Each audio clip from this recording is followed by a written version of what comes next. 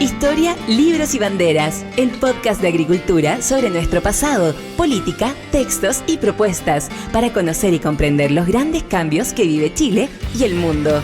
El historiador y académico Alejandro San Francisco, junto a un invitado, con una relajada pero profunda conversación, analizarán los cambios que vive hoy nuestra sociedad. Historia, libros y banderas, con el historiador y académico Alejandro San Francisco. Hola, ¿cómo están? Qué gusto verlos nuevamente en nuestro programa Historia, Libros y Banderas, este segundo sábado de julio de 2023. Y tenemos un invitado que ha estado antes de nuestro programa, pero curiosamente lo tenemos por razones distintas. Álvaro Briones, que ha sido diplomático, economista, doctorado en economía, una persona del mundo público, pero que es hoy un novelista y que con su amigo Claudio Martínez escribió El mural en el fin del mundo, publicado este 2023 por el Fondo de Cultura Económica. Debo decir que es un libro que lo disfruté, me lo leí en un fin de semana y la verdad es que es muy entretenido, muy atractivo. Álvaro, muchas gracias por acompañarnos en Historia, Libros y Banderas. Gracias a ti, Alejandro, por la invitación. Antes de entrar en el libro propiamente tal, te quiero preguntar un par de cosas para ponernos en tono. ¿Cómo es que te dedicaste a ser novelista? ¿De cuándo te viene esta vocación o este gusto o esta decisión de escribir novelas? Sí. Lo que te puedo decir es que la vocación por expresarme por escrito siempre ha estado presente en mí. Yo empecé a escribir... a los 21 años escribía 3 artículos semanales en la última hora.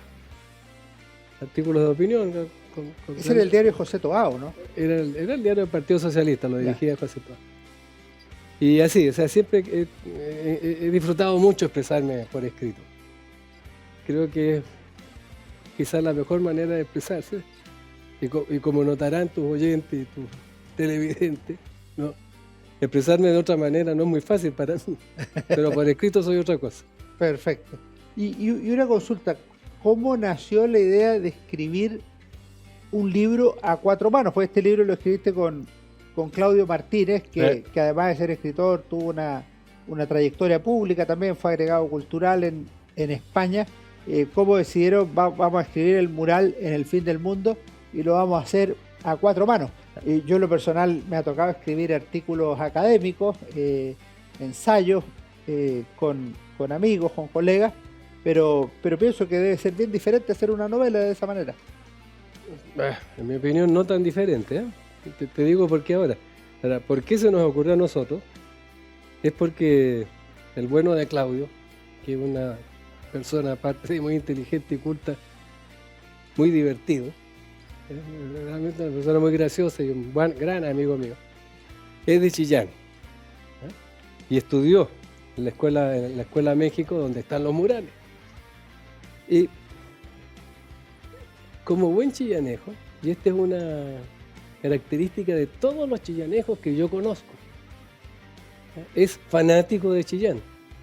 Es notable porque yo soy de Antofagasta y no soy fanático de Antofagasta, no encuentro muchas razones para ser fanático de Antofagasta. Pero Claudio es fanático de Chillán y no hace más que recordarme a la gente que nació en Chillán. Y en nuestras conversaciones siempre estuvo presente estos murales de su escuela primaria original, lo que es bastante notable, ¿no? Porque, y permíteme hacer aquí un paréntesis, mira. Poca gente en Chile sabe que en una escuela primaria de Chillán hay un mural gigantesco, impresionante, ¿no? Abrumador, de uno o quizás el muralista más apreciado, ¿no? Hasta este momento, mexicano. Una cosa extraña, notable. Pero no solamente en Chile se sabe poco, ¿no? En Chillán saben poco. Muchos chillanejos no saben que en una escuela primaria de su ciudad hay un mural de este tipo. Este mural está construido sobre paneles, porque Siqueiros quería aprovechar cada centímetro. Los murales de David Alfaro Siqueiros. David Alfaro Siqueiros, ¿eh? Y los hizo construir unos paneles sobre unas bases metálicas para que no hubiese la esquina, ¿no? Que no interrumpiera la imagen visual, porque muchas de sus figuras son continuas y ocupan una parte del techo. Bueno, si esos, como está puesto sobre paneles, eventualmente se podrían retirar en cualquier momento. Ese mural entero podía ser retirado sin ningún problema y llevado, digamos, al MoMA. Y se irían con él si lo vendieran, no sé cuánto, pero millones de dólares, sin duda. Millones de dólares, ¿no? Bueno, ese portento está en una escuelita primaria de Chillán, solamente ahí. Afortunadamente, hace algunos años atrás, fue declarado monumento nacional. Pero, en fin, bueno, te hice este paréntesis porque de tanto hablar sobre el tema con Claudio, finalmente se nos ocurrió. Pero ahí deduzco un poco de dónde nació la novela. Entonces nació de la experiencia de él en Chillán, pero tú has vivido en México mucho tiempo. Sí, claro. Una buena mezcla. Era una buena mezcla, sin duda. Yo conocía antes y ahora más bastante sobre Siqueiros, sobre su vida, su obra, y me parecía interesante escribir una novela.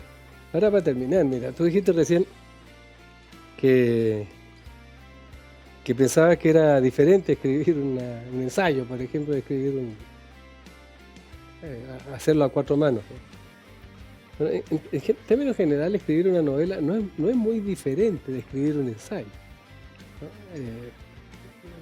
Tiene que nacer sobre todo de un objetivo, uno tiene que saber, tiene que tener una tesis, ¿no? El que escribe tiene que saber qué es lo que quiere escribir, qué historia va a contar, cuál es el cuento que tiene, ¿no? Conozco a personas que quieren escribir, han intentado escribir, que no han logrado avanzar porque tenían una idea del tema sobre el que querían escribir, pero no tenían la historia, ¿no? Como quien dice, voy a escribir sobre la guerra del Pacífico, quiero situar ahí mi historia, pero no tengo claro qué historia va a ser. Va a haber un soldado, va a haber un romance. Y le pasa a muchos escritores que comienzan a escribir sin saber a dónde van a llegar. Estamos hablando de escritura de ficción. De escritura de ficción. Eso sería, ¿verdad?, inaceptable en un ensayo. Voy a empezar a escribir un ensayo a ver a dónde me lleva. Eso no pasa. Entonces no pasa en el ensayo, pero tampoco pasa en la novela. Tú tienes que partir con eso. Y eso lo hicimos sin mucha dificultad. O sea, en lo que nos concentramos, nos tomó un tiempo, es verdad, fue en encontrar una historia, que fue la que tú leíste. La historia es bien interesante cómo está registrada.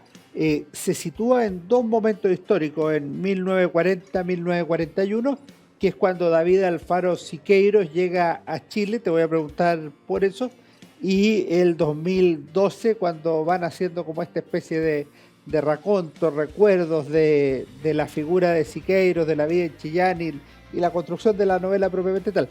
¿Cómo llegaron a la figura de Siqueiros y a su viaje a Chillán? Yo, por lo que te entendí, llegaron desde Chillán, pero después la primera fase toda transcurre en México. Sí. México revolucionario, por lo demás. Sí.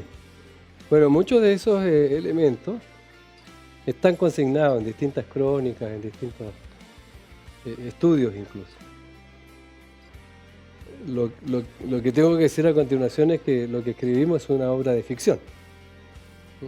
Nos dimos el gran placer de convertir en personajes de ficción a personas reales que tuvieron una biografía conocida. Muy conocida. Muy conocida. De los primeros que aparece para los lectores, es Pablo Neruda, poeta chileno. Uno de ellos, voy a mencionar un par más, pues el presidente de México, Manuel Ávila Camacho, y el presidente de Chile, Pedro Aguirre Cerda. Pedro Aguirre Cerda, son personajes de la novela. no es que aparezcan y salgan, son personajes, actúan ahí, tienen actividades, tienen acción. Llegar ahí a través de eso nos permitió, como te decía, convertir a estos personajes reales, históricos, en personajes de ficción. ¿Y cómo lo hacen eso? Porque los personajes, lo más difícil para un historiador, que en mi caso, es tratar de disociar ambos casos y tratar de descubrir cuándo están hablando, comillas, de verdad y cuándo están hablando de mentira, para usar esa fórmula que ocupa Mario Vargas Llosa en su ensayo sobre las novelas. Bueno, ese es el placer que puede darse el escritor. Mira, en toda novela hay personajes que tienen pasiones y acciones, y los lectores se forman una idea, ¿no? sobre los aman o los odian.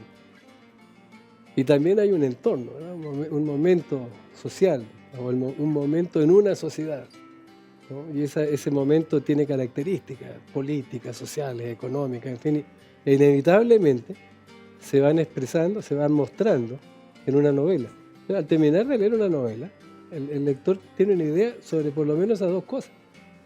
Y está de acuerdo o en desacuerdo, la rechaza o no la rechaza, a veces inconscientemente. Cuando alguien dice no me gustó la novela, no le gustó algo de esto, no le gustó. De alguna de estas dos cosas. Pero siempre en una novela va a haber realidad, va a haber historia, va a haber algo de verdad. Bueno, nosotros nos dimos el gusto de una parte de la verdad llevarla a su extremo. Ahora ustedes, cuando eligen al personaje David Alfaro Siqueiro, yo noto una cosa que es bien interesante. Por un lado, una gran admiración por el personaje, por el artista, por el logro final, que es el mural. Pero por otro lado, veo una descripción profundamente humana. Una persona que trató de asesinar a Trotsky, las contradicciones que tiene en el Partido Comunista, las contradicciones amorosas con su mujer y con la inolvidable Blanca Luz Brum, de manera que es un personaje que está muy enriquecido a través de la obra. Mira, no sé si nosotros lo enriquecimos, yo creo que Siqueiro era así como lo mostramos nosotros. Siqueiro hasta el año que murió, el año 74. En enero del 74 murió Enero del Siqueiro. 74 fue un gran animador de la vida cultural, social y política mexicana. Pocos años antes de morir, había estado preso nuevamente, creo que 6 años, ¿no? Entonces es una persona que nunca pasó desapercibido, ¿eh? Siempre fue un leal comunista, siempre fue un leal estalinista, además, ¿no? Fue leal a su partido. Entonces hizo cosas reprobables, desde luego, intentar asesinar a Trotsky, pero lo hizo por lealtad al partido. Le dijeron vaya, asesina a Trotsky, fue y trató de asesinarlo, ¿eh? Entonces, y lo mismo hacía en todas las cosas. Era un luchador, luchó en la guerra civil española, alcanzó él el grado de coronel, no se lo regalaron cuando llegó, no, fue ascendiendo hasta llegar a coronel. El coronelazo. Entonces es un personaje realmente notable, muy notable de la historia en general. Y fue notable y raro que llegara a Chile en ese momento. Esto es poco después de la guerra civil española y poco después de que había intentado asesinar a Trotsky. Ahora, ahí sí que fue clave Pablo Neruda. Pablo Neruda no había firmado por el partido, pero ya se proclamaba comunista después de la Guerra Civil Española, que fue su conversión poética y política. Sí, comunista de mente y corazón, decía, aunque no era militar. Así es. Sí, así fue, porque se produjo una situación extraña, porque la orden de asesinar a Trotsky por parte de Siqueiro provino del Partido Comunista Mexicano. Pero paralelamente a esto, había estado por años elaborándose el asesinato de Trotsky por la KGB, que ellos sí sabían cómo hacerlo. Entonces, una vez que se produjo el intento de asesinato, fue un poco chapucero, la verdad, fue una cosa sin mucho orden y sentido. Deben haber disparado cientos de balas y ninguna le atinó a nadie ahí en esa casa. Y luego cada uno salió para su lado, rápidamente los apresaron a todos le echaron la culpa a a Siqueiro. Siqueiro. Y Siqueiro, que estaba oculto en Cuernavaca, muy cerca de México, huyó ya lejos, se alejó. Al final lo apresaron. Y fue a la cárcel, a Lecumberri. 2 meses después de eso, el asesino eficaz y eficiente llegó y mató a Trotsky. Y fue apresado y llegó a la misma cárcel donde estaba Trotsky. Lo digo, donde estaba Siqueiro. Y fue condenado, fue juzgado y condenado. 20 años creo que fue la condena. Entonces se da el caso que una persona, un asesino confeso y convicto, estaba ya condenado a 20 años y un asesino pretendido o frustrado estaba ahí mismo y no sabían qué hacer con él mucho.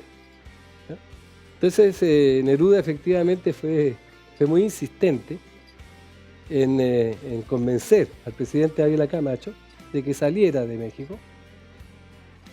Y encontraron esta fórmula de venir a Chile. Claro, en principio era que viniera a Chile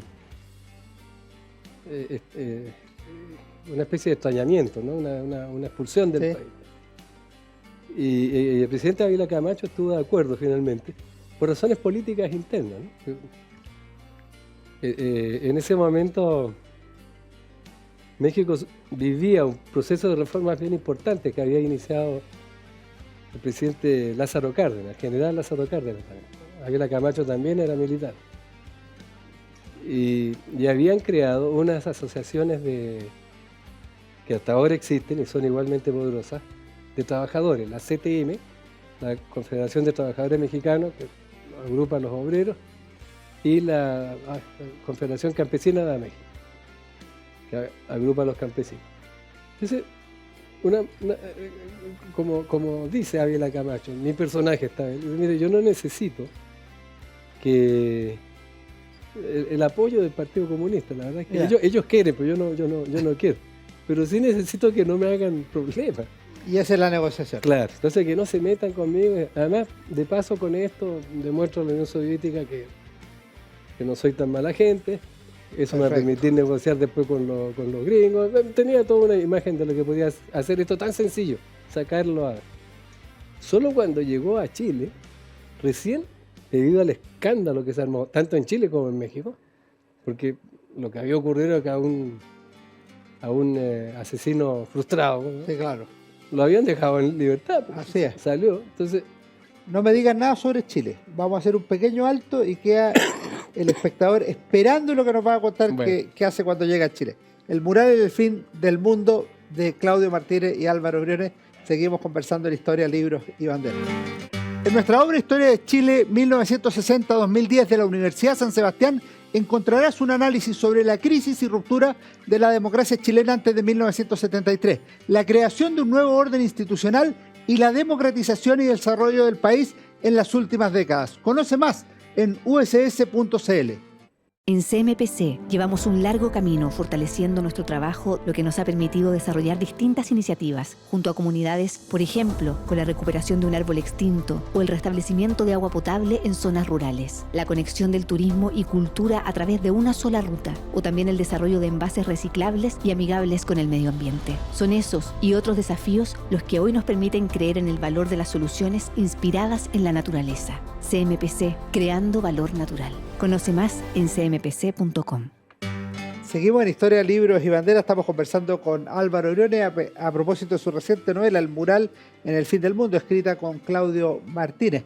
Y tú me estabas contando cómo llega o cómo se va desde México y llega Siqueiro a Chile. Lo que les estaba diciendo es que en principio había salido simplemente expulsado. Pero como reclamaron a los dos lados del continente, con razón me parece, porque no era cosa de dejar a alguien así que se fuera. Entonces Neruda nuevamente inventó esta figura de que cooperara en la construcción de la Escuela México en Chillán que había sido devastada, como ustedes saben, por el Por el terremoto 39. del 39. Entonces el gobierno de México había donado una escuela. Y Neruda no se le ocurrió nada mejor, y no había nada mejor, que fuera a ayudar en la construcción del mural, de la escuela, pintando un mural. Lo que convirtió a Siqueiros en lo que hoy día se llama un cooperante. ¿No? Esa figura no existía entonces, me parece, pero se convirtió en un cooperante en esta operación. Y terminó viviendo 2 años Con lo cual ya no solo no viene con una pena de extrañamiento, sino que viene con una representación. Exacto. Que no era exactamente una representación diplomática, pero tenía protección de su embajada, en fin, era bastante... estaba protegido. Y eso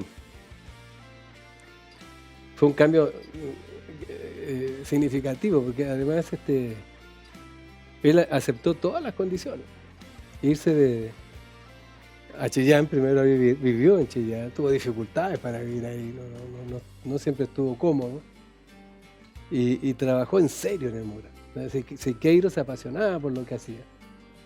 Y yo desearía que todos los que están escuchando acá pudieran ir a visitar esa maravilla. Vamos a quedar con una tarea, así como vamos a tener al final del programa una recomendación de lectura, vamos a quedar con una recomendación de ir a ver el mural de Siqueiros a Chillán.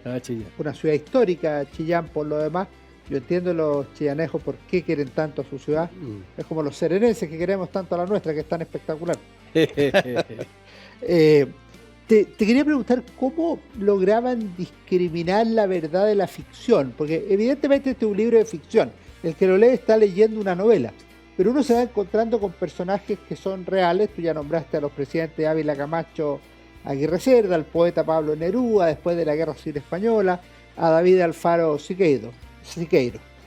Pero también aparece, que se por lo de Teitelbaum, el joven comunista, el muchacho del siglo XX, como él llama en sus memorias. Aparece el historiador Hernán Ramírez Necochea, que es un recurso para ayudarle a hacer el mural histórico a Siqueiros, y van apareciendo otros personajes. ¿Cómo ustedes describieron ya? Esto es verdad, esto es ficción, independiente de que uno esto lo lea como un libro de ficción, y esa debe ser la aproximación que tenemos que tener a la obra de ustedes. Mira,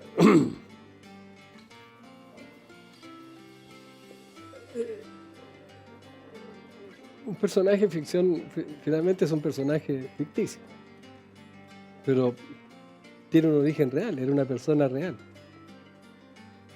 Pero quien escribe, crea a su propio personaje. Estoy recordando ahora, lo que yo recuerdo por lo menos, es 2 obras de escritores latinoamericanos contemporáneos que escribieron sobre Hemingway. Es más, que convirtieron a Hemingway en personaje de sus novelas. Uno de ellos es Leonardo Padura, que en un libro que se llama Adiós Hemingway, es una novela en la que Hemingway es sospechoso de un crimen. Hemingway es sospechoso de un crimen, pero que está siendo investigado 50 años después de su muerte. Una estupenda novela como todas las de Padura. Y ahí, Perdón, ¿te puedo interrumpir un segundo? sí. Supongo que tú leíste El hombre que amaba a los perros a propósito del asesinato de Trotsky, a propósito de Ramón Mercader. ¿Cómo no? Un librazo. Sí, librazo. Pero lo que te iba a decir ahora es que en esa novela Padura muestra a un Hemingway como yo creo que él quería que fuera Hemingway. Es un hombre de ideas, de pensamiento, y hasta cierto punto atormentado por pasiones, ¿no? por el temor de perder la creatividad, una serie de elementos de ese tipo. Ese es Hemingway perdona. Ese es el Hemingway de Padura. Paco Ignacio Taibo II, que ahora es el director general del Fondo de Cultura Económica en México, que es un buen escritor mexicano también, escribió otra novela que se titula Volvemos como sombras. Volvemos como sombras. y en ella aparece Hemingway. Y el Hemingway de Taibo es como le gusta a Taibo, es un tipo pendenciero, bueno para darse puñetazos, jugador de póker, borrachín. Pareciera dos personas distintas. Ya. Y el mismo personaje histórico. Entonces, al final es la licencia del escritor, ¿no? Yo te dije hace un rato que los lectores, al final de un libro, se forman una opinión. Entonces yo creo que esa pregunta que tú me hiciste a mí, debes hacérsela a los lectores. Ya. Cada uno va viendo. Que ellos digan qué es real y qué es ficticio. Ya, pero te puedo aprovechar de preguntar algunas cosas ya que estás acá. Aprovecha. Hay temas que transcurren toda la novela, van, vuelven, de repente uno dice ya este tema se acabó, reaparece. La militancia comunista de Siqueiros, tú dices que fue un soldado leal de la causa, que fue a matar porque lo mandaron a matar, pero esa es una línea de personaje, porque el tema es un mural, pero no es un mural, es un mural de un muralista comunista de la época de la Guerra Fría, del régimen de Stalin, del Partido Comunista de Chile en tiempo del Frente Popular. Sí.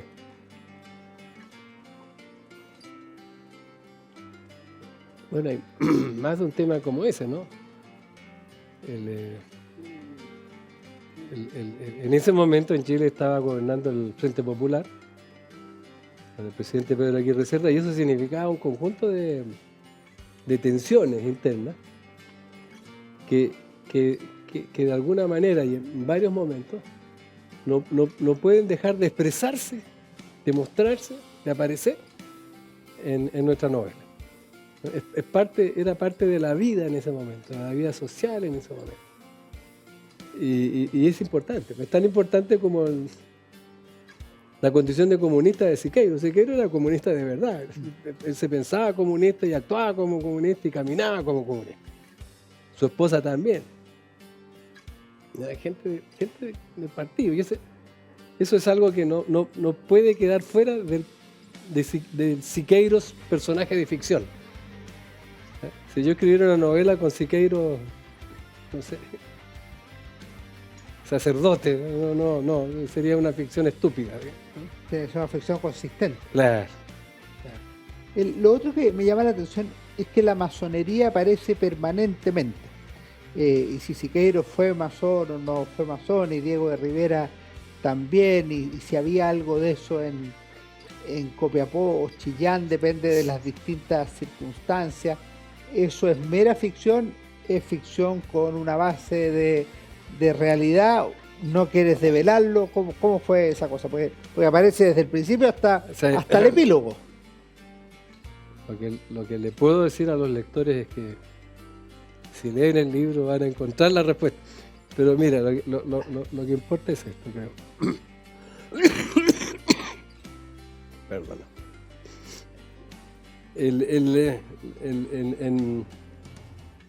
Cuando Trotsky todavía estaba vigente como dirigente del que se estaba formando como Partido Comunista de la Unión Soviética y dirigente de la Internacional Comunista, De la Tercera Internacional Comunista, Kuomintang, él impulsó dentro de la Internacional la proscripción de la masonería y obligó a la separación de los masones del partido. En algunas partes, bueno, eso funcionaba podría haber funcionado para muchos artistas. De hecho, por ejemplo, otro muralista, no puede ser que me haya olvidado el nombre. Diego Rivera. Diego Rivera. Él dejó el Partido Comunista por un periodo porque lo acusaron y él dio explicaciones después de haberse hecho Rosacruz. Entonces, sí funcionó esta prohibición. En Chile, el año 40, cuando llega Siqueiros, el secretario general del Partido Comunista era Carlos Contreras Labarca. Y Carlos Contreras Labarca, hacía pocos meses antes de ese momento, había hecho una autocrítica feroz, como las autocríticas que se aprecian, ¿no? Autocrítica dentro del Partido Comunista, a su condición de masón. Él era masón, él había sido masón hasta ese momento. Que hace una confesión así. Una confesión y un reconocimiento de que... Como en la época de los juicios de Stalin, además. Es que es inevitable compararlo con los juicios de Moscú, con todas esas cosas, ¿no? Y ocurrió en ese momento porque Vittorio Codovila, que era el representante del Internacional en Chile, y en ese momento el Internacional funcionaba como tal, y los partidos comunistas no eran más que secciones de un solo partido, que era la Internacional. Y Vittorio Codovila, que llegó en reemplazo de Eudosio Rabines en esa posición, él tomó el control del Partido Comunista Chileno, impulsó una política, era mucho más radical que la que había impulsado antes Rabines, crítica al mismo Frente Popular en muchas cosas. Y de hecho, Rabines es el que había formado el Frente Popular. así ocurrió exactamente. Él trajo esa política, que era una política de la Internacional, de los Frentes Populares. Bueno, y para reforzar su posición, reverdeció, desempolvó esta decisión que curiosamente era de Trotsky, de expulsar o de Perseguir a los masones. perseguir, sacar a los masones del partido, y le llegó a Contreras, al propio secretario general. Y el tercer personaje que no te puedo dejar de preguntar, porque también cruza todo el libro, es Blanca Luz Brum, que parece haber sido una mujer deslumbrante, que le cuelgan ahí varios amores, pero también con una personalidad muy, muy dura y que tuvo una vida muy de ires y venires. Sí. Mira, Blanca Luz Brum es mi personaje favorito de esta novela. ¿Ah, sí? Sí. Es bien atractivo el personaje. Es muy atractivo. Ella fue una mujer muy, muy especial, muy atractiva, ¿no? Es la que planifica el crimen de Siqueiros, pero no les voy a decir más, para que lo lean. Sí. ¿Y cómo resulta? Mira, ella fue muy importante en las letras y en la política de su país, de Uruguay, de Perú, de Argentina y de Chile. Perón. Con Perón, ella fue una colaboradora directa, muy directa de Perón. Pero no pudo seguir porque parece que Evita no la... Parece No que la aguantaba mucho. no eran compatibles. y como era muy guapa también, entonces era inevitable que se produjeran esas asociaciones, ¿no? Bueno, es colaboradora de Perón y quizás algo más. Pero fue, mira, una poetisa bien notable, una escritora notable. Gabriela Mistral la admiraba. Gabriela Mistral tiene una opinión muy buena de ella. Creo que dice que es la escritora que más la ha conmovido, una cosa así. Pero al mismo tiempo una vida que una persona me dijo, era una aventurera. Y sí, en el buen sentido, una vida dedicada a trashumante y Terminó valiente. viviendo en la isla Juan Fernández, ¿o no? Terminó viviendo en la isla San Fernando por décadas. Ya. En algún momento se volvió a Chile desde Argentina y se fue a la isla Juan Fernández. Ella se casó con Siqueiros. Se casó ¿En con Estados Siqueiros Unidos? en Estados Unidos. A Siqueiros no le importaban mucho esas cosas, pero... No, pues, pero- y a ella tampoco, teóricamente. Sí, pero parece que ella fue la que insistió en que se casaran. Y creo que en ese momento Siqueiros todavía estaba casado con su anterior mujer. Ella fue muy dedicada a Siqueiros. Hizo por Siqueiros unos sacrificios enormes en realidad. En la vida de ellos en México es una vida muy triste, porque Siqueiros que pasa. Primero, mira lo que te voy a decir. cuando volvieron juntos desde Sudamérica, en otro momento, mucho antes del momento en que yo sitúo mi novela, cuando volvieron juntos a México, el Partido Comunista los obligó a separarse.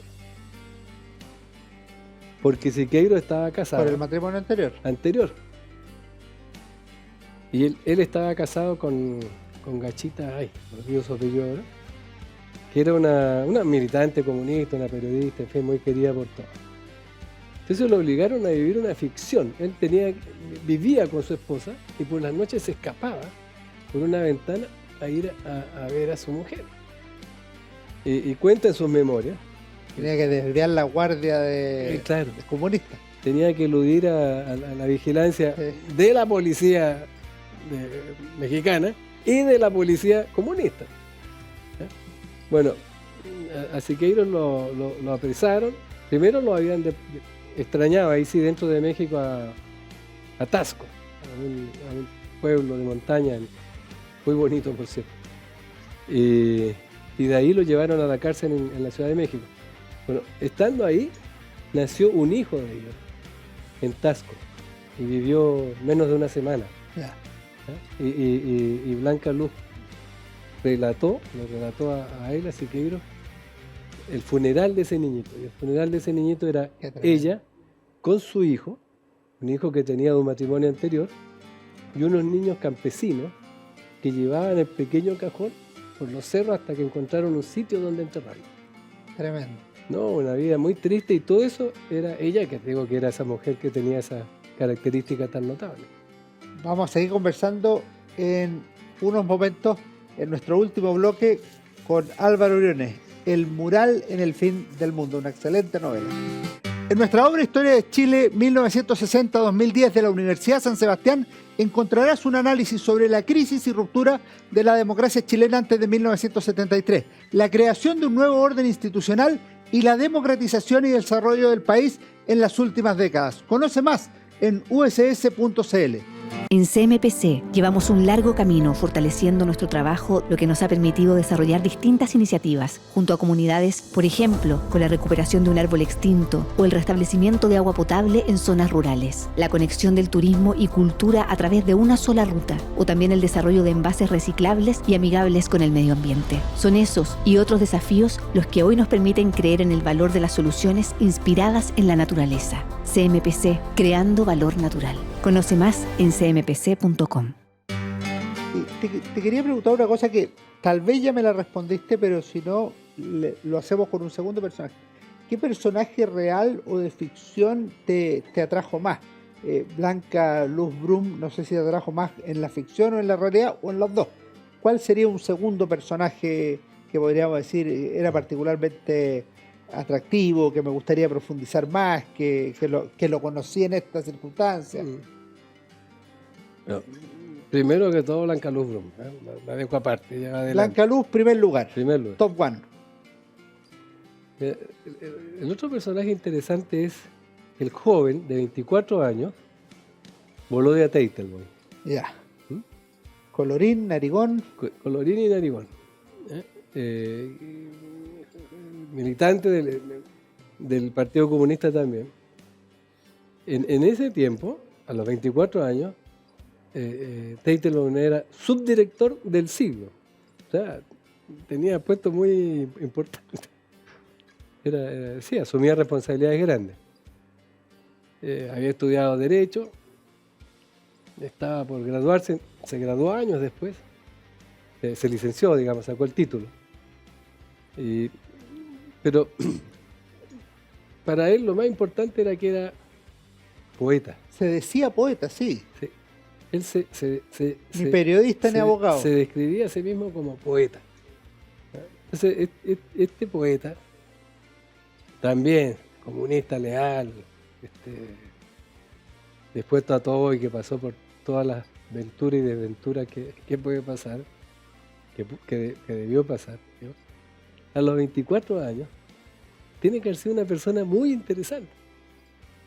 Muy interesante. Y a propósito, él habla de Blanca Luz bastante en sus memorias. En sus memorias. En el tomo 1 debe ser. o dos quizás. Con mucha admiración, ¿eh? Ya. Con mucha admiración. Yo conocí a Volodya Teltelbáñez, pero muy, muy brevemente, el año 2004, Ya. con ocasión de un evento del centenario de Pablo Neruda en la Universidad de Chile, en el Salón de Honor. La persona que ya, gente así como posterior, de mi edad, en fin, tuvimos siempre presente por Pablo Neruda, era la de un hombre grande, gordo, muy voluminoso. Pero no fue siempre así, No, pues. fue un muchacho flaco. Y en su autorretrato él se define largo de piernas. Gracias. Otra. Exacto. No, es otra persona. Pero calza con el personaje, que no les voy a decir por qué, amable de mujeres. Así que, perfecto. Vamos entonces. Esta es una novela que está muy bien escrita, está escrita con talento. Lo digo, pero la leí con mucho gusto, todo. Pero te lo pregunto por tu trayectoria o la de Claudio. ¿Han escrito novelas antes? Yo había leído un libro tuyo sobre el pensamiento socialista, liberal y social cristiano, que nos conversamos en este mismo programa. Pero es otra cosa. Sí.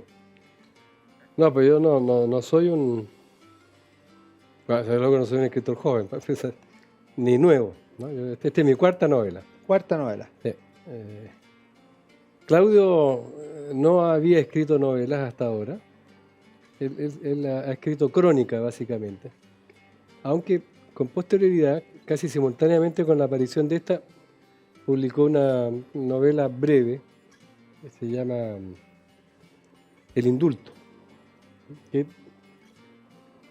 es en realidad un episodio histórico reciente novelado. Pero no, sí teníamos experiencia escribiendo y yo tenía experiencia escribiendo novelas antes. ¿Y vas a seguir o te vas a ir por el ensayo político? ¿Cuáles son tus próximos pasos? Voy a seguir escribiendo novelas hasta que ya no pueda escribir más, yo creo. Mira, escribir novelas es una maravilla, ¿eh? Es una...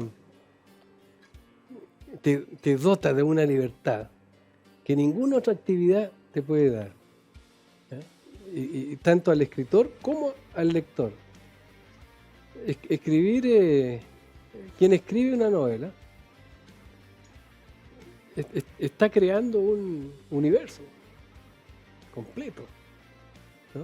Está creando, puede escribir las cosas más inverosímiles, en 50 páginas puede atravesar un siglo de historia, ¿no? Puede relatar un crimen y quedar impune, es una libertad total, ¿no?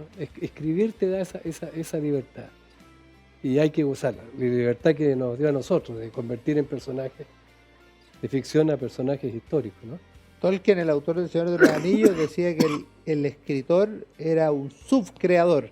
Así como Dios crea el mundo, el subcreador puede crear un propio mundo que tiene una lógica interna. Sí, coincido con eso, fíjate.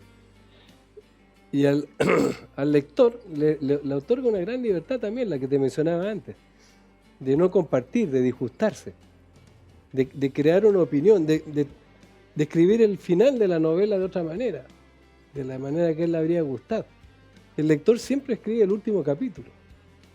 Es coautor de cualquier novelista, ¿no? Y esa es una libertad que tiene solo un lector de novela. Qué notable. Vargas Llosa contaba en una conferencia en España que una vez se le acercó una persona a criticarlo porque él había dicho en algún lugar que el personaje de La ciudad de los perros moría al final. Y que eso era falso porque no moría. Entonces el lector lo contradecía al autor del libro. Mira, qué curioso, porque también ahí no hace mucho que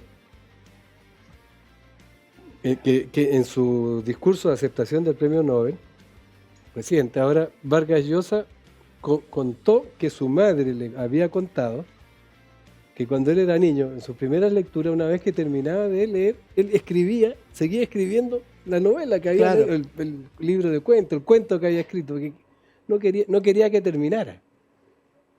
Elogio de la ficción se llama ese texto de Vargas Llosa, que es del 2010, que es notable, una maravilla de discurso de de premio Nobel. Mm. Te quería preguntar una cosa más, porque yo reconozco que hay una cosa que me gustó mucho adicionalmente en esta novela, es que no es exclusivamente santiaguina. Yo que soy provinciano, serenense, me gustó mucho la importancia que toman Copiapó y Chillán. Cuéntanos un poco más por qué Chillán y Copiapó son tan importantes, además de obviamente que el mural se hace en Sí. Chillán, en la Escuela México. Y es que, mira, también como un episodio de la historia poco conocido, que es el hecho de que hasta el día de hoy exista en Chillán este mural. También ocurrió que durante la invasión francesa a México en el siglo XIX, Copiapó fue la única ciudad de Chile que decidió por su cuenta apoyar a los mexicanos en contra de los franceses. ¿No? Era la ciudad de los mates y los gallos, entonces. Sí, pues a mediados del siglo Exactamente. XIX. Y ellos primero se comunicaron, ¿no? Están las cartas por ahí donde ofrecen su brazo y una frase muy del siglo XIX, muy bonita, ¿sí? Para ir en apoyo, resguardo de la libertad de México, etc. Y lo que hicieron fue reunir dinero, colectas públicas en la calle, en Copiapó, y le enviaron finalmente a Benito Juárez el dinero que habían recolectado. Y Benito Juárez le acusó recibo de ese apoyo en una carta chiquita, cortita, pero muy, muy sentida también, agradeciendo, muy de corazón, diciendo que había instruido al ministro correspondiente que le diera un recibo formal, en fin. Ahora, en recuerdo de eso, en México sí se recuerda, más que acá en Chile. En una escuela de la Ciudad de México que se llama Escuela Copiapó, cuando Allende fue a México, cuando Allende visitó México, Presidente Allende, ya era presidente. ya era presidente, Sí. exacto, como presidente, el año 72 o 73, no lo tengo claro ahora. Pasaron, bueno, cuando eso ocurrió, el presidente de México, Luis Echeverría, le pidió a Siqueiros que pintara un mural para la ocasión. No sé si es la leyenda o la historia dice que lo pintó en un día. El mural no es una obra muy grande de tamaño, es casi un cuadro, pero está puesto en esa escuela, al aire y a la intemperie. Y lo que muestra el mural es un paisaje de Copiapó. La pregunta es si lo hizo de memoria, décadas después tener la imagen y los colores, o si estaba mirando otra cosa, una fotografía. Una fotografía o algo. Pero todo indica que sí, él visitó Copiapó, parece que sí estuvo ahí, y eso es importante en mi novela, que haya estado ahí, digamos, ¿no? Perfecto. Y Chillán por las dos cosas, Y por Chillán, el mural claro. y por el coautor. Exacto. Sí, además dio hambre, porque tú nombras muy buena cocina Chillaneja. en Chillán. No podía ser de otra manera. Así que estuvo muy buena esa parte. Oye, estamos acercándonos al final del programa, Álvaro, y te quería preguntar, como siempre lo hacemos en nuestro programa, por alguna lectura, algo que te haya llamado la atención, alguna lectura que quieras recomendarnos o recomendarme. Siempre es valioso compartir con la comunidad de Historia, Libro y Banderas las lecturas que cada uno está haciendo o ha hecho. Sí. Mira, yo creo que se ajusta bastante a este momento nuestro de Chile. Recomendar la colección de títulos que escribió Almudena Grandes, que se llama Episodios de una guerra interminable. Entre 2010 y 2020, si no me equivoco, Almudena Grandes escribió 6 novelas, publicó 6 novelas durante esos 10 años, que son bueno, unas novelas fantásticas, conmovedoras, hermosas, que muestran lo que ocurrió después de la guerra en España. Lo que siguió después de la guerra. La secuela. La vida, ¿no? La vida de la gente, las penurias de algunos, la felicidad de otros, en fin. En 6 novelas distintas, totalmente diferentes, y cada una con su propia trama y muy buena. La primera de ellas, sobre todo, se llama Inés y la alegría. Yo recomendaría que la leyeran de todas maneras. Ya. Es una novela tan hermosa, tan digna de ser leída. La última, que yo desgraciadamente no he leído todavía, se llama Mariano en Bidasoa. Mariano en Bidasoa. La anterior a esa se llama La mamá de Frankenstein. Son todas unas novelas que, mira, con mi mujer la íbamos a comprar cuando sabíamos que habían salido. Perfecto. Entonces, ojalá la puedan leer. Queda anotado. La guerra interminable. Episodio de una guerra interminable. Episodio de una guerra O interminable. sea, esa es la colección. ¿Y Cada uno un título diferente. ¿Y alguna lectura que hayas tenido que leer para este libro y que te haya llamado la atención, que te hayas dicho qué buen libro, qué buena cosa haber tenido que prepararme con este libro? No lo tengo presente, fíjate. ¿No? Porque ahí leíste memorias, aparecen Bueno, ya te citadas las diría, memorias sí. del propio Siqueiro, que él se las dictó a alguien. Aparecen varias Sí, fuentes. Siqueiro dictó en la cárcel, una vez más estaba en la cárcel, su memoria a un periodista muy prestigiado mexicano, Julio Scherer. Era una colección de anécdotas nada más. Y años después de su muerte las editó su esposa, Ya. Angélica Arenal. Y ella la editó, en fin, son un poco desordenadas, pero muy ricas en materia de recuerdos. Tiene Y, material. muchas de las cosas que te he relatado las saqué de ahí. Y mira, a mí en realidad lo que yo disfruté fue leer las memorias de Volodia. Son buenas. Muy ¿Y te leíste los bien, 4 sí, tomos? Sí, todos. Los 4 tomos. Hay un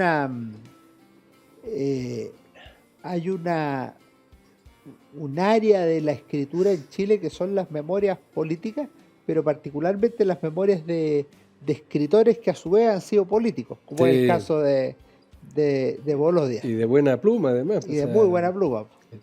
Que sabían cómo escribir. Así es. Oye, Álvaro, ¿no sabes la alegría de haberte tenido este sábado, segundo sábado de julio, aprovechando tu viaje a Chile? Supe que estuviste presentando tu novela, El mural en el fin del mundo, escrita con Claudio Martínez y publicada por el Fondo de Cultura Económica. Un agrado haber conversado nuevamente. Sé que ya debe estar en este minuto en México, pero te agradezco nuevamente y espero que cada vez que tengas alguna novedad me avises y tenerte nuevamente compartiendo aquí en Historia Libre y Bandera. Soy yo el que te agradece, Alejandro, el placer de esta conversación y la ventaja, la tremenda privilegio de poder compartirlo contigo y con tus oyentes, que sé que son muchos. Y diré a Claudio que espero conocerlo pronto y me voy a preocupar de ver el indulto ahí, que no lo Dale una miradita. No lo conocía. Sí. Perfecto. Y ustedes, por favor, no se vayan porque viene mi propia recomendación de libro como cada sábado en Historia, Libros y Banderas. Muchas gracias, Álvaro. Gracias a ti, Alejandro.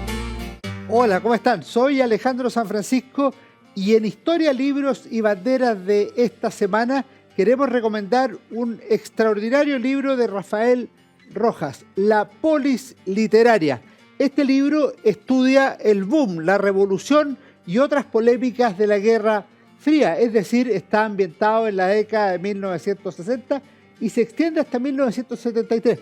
Y es un libro de historia de literatura latinoamericana, pero también de historia política. El boom latinoamericano permitió extender la literatura de este continente al resto del mundo, pero también fue un proyecto político embelesado por la Revolución Cubana de Fidel Castro y Ernesto Che Guevara, pero que lentamente y por algunos hitos especiales fue cayendo en la burocracia, en la dictadura y en la persecución de los opositores. Eso aparece en esta obra, particularmente ese caso Padilla, tan dramático y grave de 1971, que hizo que muchos miembros del boom latinoamericano miraran hacia otros lugares y se distanciaran de la dictadura de Fidel Castro. Además, el libro de Rafael Rojas, La polis literaria, está extraordinariamente bien escrito, un libro muy, muy valioso que lo recomiendo, publicado por Taurus. Que estén muy bien, nos vemos en nuestro próximo Historia, Libros y Banderas. Fue Historia, Libros y Banderas con Alejandro San Francisco.